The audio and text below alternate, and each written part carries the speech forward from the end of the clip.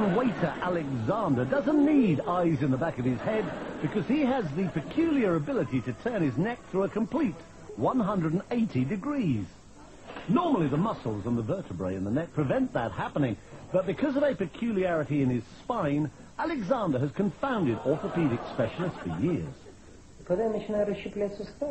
Many years ago, I started doing gymnastics, he says. That's when I noticed that my vertebrae seem to be very flexible and that I can turn my head farther than normal. I worked at it little by little, going a little farther each time, and one day I was able to turn my head all the way around.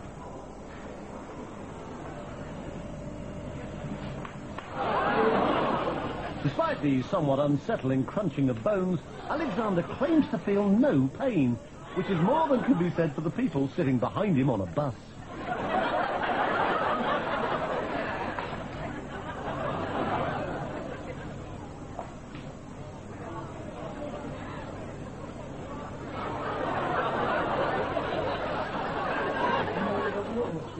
When I do it, it takes energy out of my whole body, he says. It requires 100% concentration.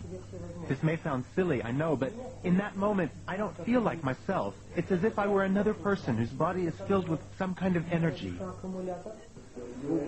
I've been a radiologist for more than 30 years, he says, but I've never seen anything like it.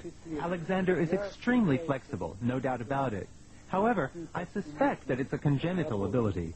It's not something anyone could learn or train for. On the contrary, if someone else were to try it, they would surely break their neck. For me, it's absolutely normal and doesn't hurt at all. The fact that he can turn other people's heads as well, although obviously not as far, has encouraged Alexander to take his peculiar skill on a concert tour.